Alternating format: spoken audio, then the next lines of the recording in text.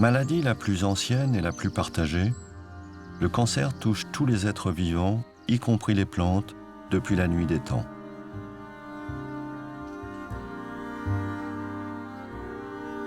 On a d'abord cru qu'il était lié aux humeurs, qu'il était contagieux, viral. Aujourd'hui, on lui suppose une origine génétique.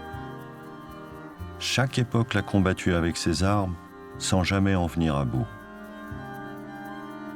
Pourtant, les scientifiques en ont décrypté jusqu'au plus infime mécanisme. Est-il possible que ces immenses progrès aient finalement égaré la communauté scientifique ? Aujourd'hui, il semble très probable qu'on se soit perdu dans le détail, qu'on se soit trompé de focale, qu'on ait regardé les détails du moteur de la voiture, alors que c'était vraiment pas ça le problème. La recherche a tendance à se focaliser sur les détails au lieu de regarder le tableau dans son entier. C'est l'arbre qui cache la forêt. Einstein a dit « Une idée qui ne semble pas folle au départ à la plupart des gens n'a aucun avenir ».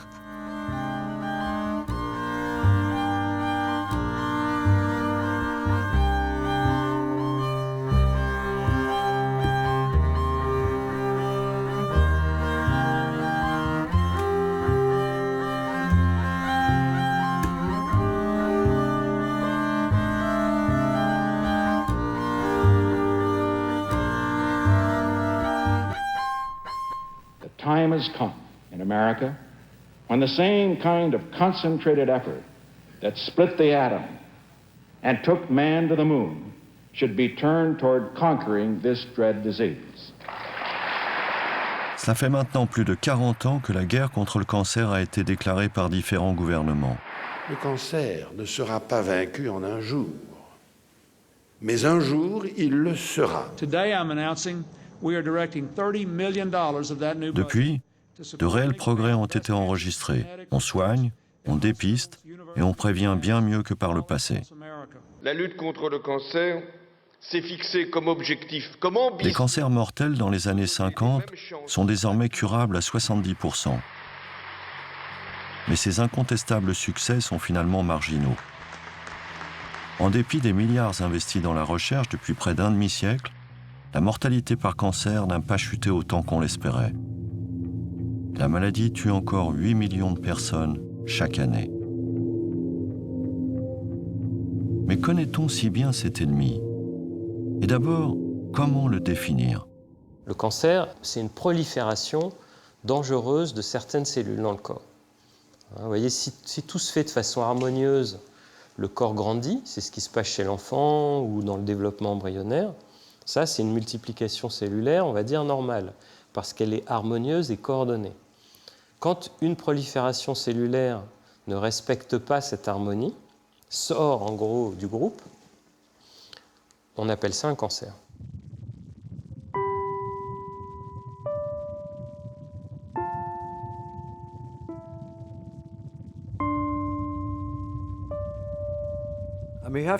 On doit garder à l'esprit ce qu'est le cancer. C'est une sorte de cellule traître à l'intérieur de votre corps, et c'est ce qui la rend si diabolique et si difficile à traiter. C'est votre propre chair, votre propre sang, devenu immortel. La cellule cancéreuse est une cellule immortelle. Les gens ne s'en rendent pas compte, mais toutes les cellules de notre corps sont destinées à mourir. En fait, c'est la mort de la cellule qui est saine. Une cellule se régénère à travers sa mort. Elle se renouvelle sans cesse. Mais quand une cellule reste vivante et continue de croître, on appelle ça le cancer. Mais d'où vient cette paradoxale explosion de vie qu'est le cancer ? Comment l'empêcher, la mettre sous contrôle ? Les premières thérapies ont été la chirurgie, utilisée dès le 19e siècle, et la radiothérapie mise au point au début du 20e. Elles ont pour cible les tumeurs, ces amas de cellules cancéreuses qui se forment au sein d'un organe. Mais ces thérapies n'empêchent pas la fuite de certaines cellules vers d'autres organes. Ces tumeurs secondaires, appelées métastases, sont bien souvent mortelles. Dans les années 50, une nouvelle arme apparaît pour enrayer cette progression fatale. 2 décembre 1943, l'aviation allemande bombarde le port de Bari, en Italie. Un bateau transportant 2000 bombes d'un gaz de combat mortel, le gaz moutarde, explose. Plus de 1000 personnes, civiles et militaires, meurent dans les mois suivants. Les médecins observent que le sang des personnes intoxiquées ne contient presque plus de globules blancs. Cet événement fait naître une idée dans l'esprit des chercheurs.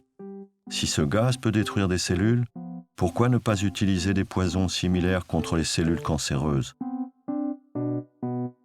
C'est le début de la chimiothérapie. En quelques années, elle va permettre de guérir des cancers jusque-là incurables. Cependant, la chimiothérapie frappe fort et à l'aveugle. Elle tue les cellules malades, mais aussi les cellules saines. C'est la stratégie de la terre brûlée. Une thérapie épuisante pour l'organisme, dont les effets secondaires vont de la nausée à la perte de cheveux, l'anémie et autres dysfonctionnements immunitaires. De plus, si elle est efficace pour certains cancers, d'autres lui résistent sans que l'on comprenne pourquoi. L'approche par chimiothérapie des cancers a été uniquement pragmatique. On ne sait pas pourquoi telle tumeur répond spécifiquement à tel agent. Ce que nous avons suspecté, en tout cas, c'est de penser que l'action de la chimiothérapie était d'autant plus importante qu'elle agissait sur des cellules à développement rapide. C'est pour ça que les tumeurs pédiatriques ont été de bonnes cibles. Mais il s'avère que cette explication n'est pas suffisante. Donc, vous savez, on a fait des progrès, mais on n'a pas forcément compris pourquoi on faisait ces progrès. Malgré ces avancées thérapeutiques, le processus cancéreux garde bien des zones d'ombre. Dans les années 70, on croit enfin avoir percé l'énigme. Les chercheurs Harold Varmus et Michael Bishop observent pour la première fois que l'ennemi pourrait venir du noyau de nos cellules. Il serait même embusqué dans nos gènes. Cette découverte sera récompensée par un prix Nobel. Pour bien comprendre, il faut revenir au fondement de l'approche génétique. Elle postule que l'ADN contrôle tout dans notre corps. Le cancer proviendrait d'un dérèglement des codes régissant notre organisme. Avec un gène abîmé, muté, cassé, les cellules échappent au programme génétique. Si certaines cellules échappent à ce contrôle, ce qui est le cas du cancer, elles échappent au programme génétique. Et pour échapper au programme génétique, c'est ce qu'on appelle une mutation. Elles modifient leur propre ADN est modifié, le système de contrôle est cassé, et elles échappent à ce contrôle par la génétique. Et c'est ce qu'on appelle aujourd'hui la théorie génétique ou la théorie mutationnelle du cancer, qui consiste à dire que le point de départ, l'origine du cancer, c'est des mutations qui surviennent dans les cellules cancéreuses. Une nouvelle ère s'ouvre. Avec de nouvelles méthodes, les chercheurs traquent les oncogènes, ces gènes dont la mutation est à l'origine du cancer. Robert Weinberg est l'une des figures emblématiques de cette approche génétique. Dans le sillage des chercheurs Varmus et Bishop, ces travaux ont considérablement éclairé les étapes biologiques de la formation des cancers. En 1978, on a initié une procédure expérimentale qui nous a permis de démontrer, 1 an plus tard, qu'en observant l'ADN d'une cellule cancéreuse, on voit qu'elle contient de l'information génétique endommagée. Cette information cause une prolifération incontrôlée des cellules cancéreuses humaines.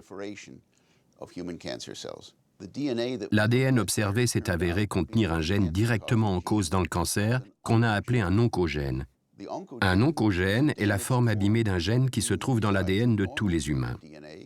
Sous l'influence des carcinogènes chimiques, le gène mute, de sorte que son information séquencée altérée crée un oncogène qui pousse la cellule à croître hors proportion, sans que rien ne vienne contrôler cette croissance qui débouchera sur des milliers, des millions, des milliards d'autres cellules cancéreuses.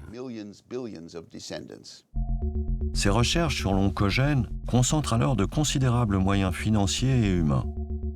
On investit des milliards dans l'appareillage technologique, on trace la carte du génome humain et on pense bientôt tout savoir de nombreuses maladies et notamment du cancer. L'approche génétique s'impose comme une voie unique et devient le nouveau paradigme en cancérologie. Je pense vraiment qu'il y a un engagement considérable en faveur de la génétique dans nos instituts nationaux de santé. Mais comment pourrait-il en être autrement puisque notre directeur est un généticien? Il y a aujourd'hui une énorme infrastructure de sociétés biotechnologiques. Elles ont été créées dans les 50 dernières années et elles étudient la génétique de ceci ou de cela. Aujourd'hui, des dizaines de pays à travers le monde sont engagés dans la course pour séquencer, découvrir le génome du cancer. La connaissance du cancer progresse très rapidement, car nous comprenons la génétique et le génome, et nous pouvons établir le catalogue des mutations. Le scientifique canadien Thomas Hudson dirige un vaste consortium international qui, à l'heure actuelle, achève le séquençage de 25 000 tumeurs. Le fait non seulement de découvrir les gènes du cancer, mais de comprendre rapidement leur biologie et surtout d'essayer de trouver des traitements pour les cancers majeurs, c'est devenu de la routine.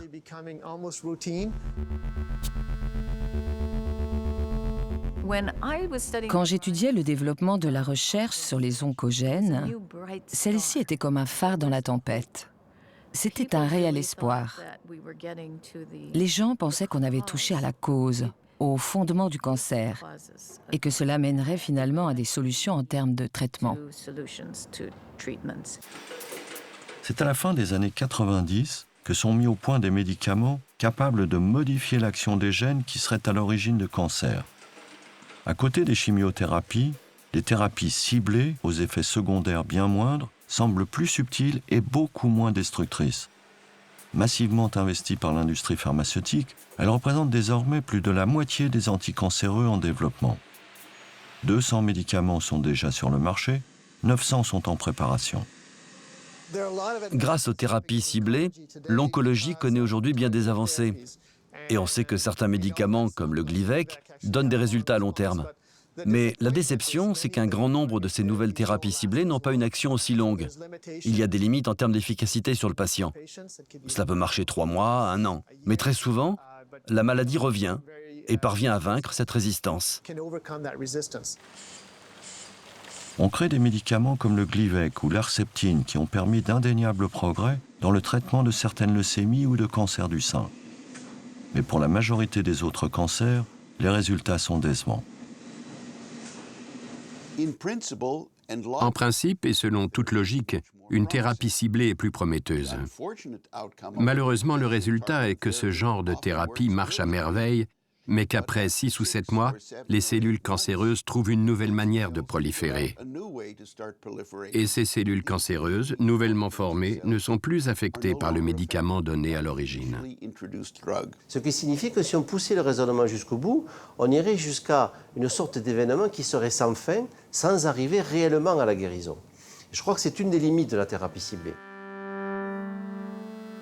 Pourquoi la révolution génétique tarde-t-elle à accoucher de thérapies efficaces? Aujourd'hui, on estime que plus de 2000 gènes pourraient être impliqués dans différents cancers et le taux de mutation peut être 1000 fois plus élevé selon les tumeurs. Et plus on cherche, plus ça se complique. Notre défi majeur est d'interpréter le sens de ces données. J'ai pris part au projet Génome humain dans les années 90. Nous avons séquencé ce génome entier pendant 10 ans. Et on ne comprend toujours pas la plupart des gènes et des protéines, ni le fonctionnement des génomes. Nous cherchons encore à acquérir une technique fondamentale d'interprétation du génome. C'est le défi auquel est confrontée toute la communauté de scientifiques à travers le monde. C'est vous dire la difficulté de la chose. En fait, les techniques d'analyse des cellules cancéreuses sont si performantes qu'on est inondé par des quantités astronomiques d'informations qui excèdent largement notre capacité à les digérer et à comprendre leurs implications. À défaut de comprendre ce qui amène une cellule cancéreuse à grandir de façon anormale, il est clair que nous sommes bloqués et que nous ne pouvons créer de nouveaux types de thérapies.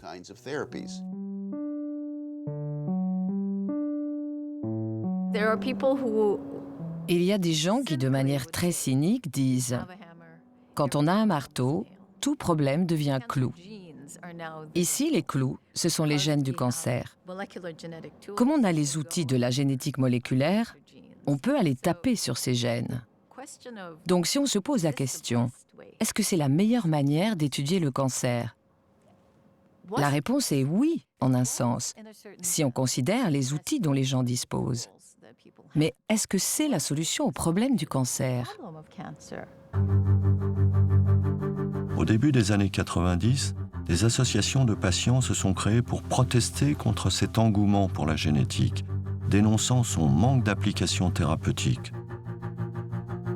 À San Francisco, des femmes atteintes du cancer du sein ont formé la Breast Cancer Action, une association dont le but est de faire sortir la cancérologie de ses ornières. Elles luttent en particulier contre les dogmes du tout génétique. Certes, les mutations héréditaires de gènes peuvent augmenter le risque de cancer, mais seulement dans 5 à 10% des cas. Quand j'ai été diagnostiquée, j'ai été effarée par la façon dont le médecin considérait ce qu'il avait en face de lui. Une femme de 36 ans, atteinte d'un cancer du sein à tel stade et à qui il fallait donner tel traitement. Je n'étais qu'un numéro. J'avais un médecin très intelligent qui, un jour, m'a dit « Vous n'avez pas d'antécédents de cancer dans votre famille. C'est impossible que vous ayez un cancer du sein. » Et je faisais « Ok ». Mais j'avais bel et bien un cancer du sein. Et j'avais fait tout ce qu'on est censé faire. Et j'ai compris que ce que je découvrais était une révolution. Hériter d'un gène ne veut pas forcément dire que l'on va avoir un cancer du sein.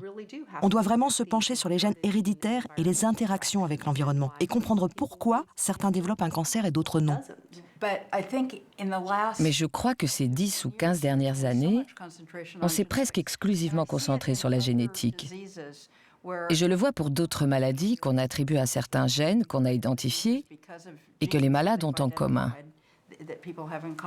Je ne sais pas dans quelle mesure cela concerne le cancer du sein, mais je sais que de manière générale, cet investissement dans la génétique, qui était censé tout expliquer, nous a un peu égarés.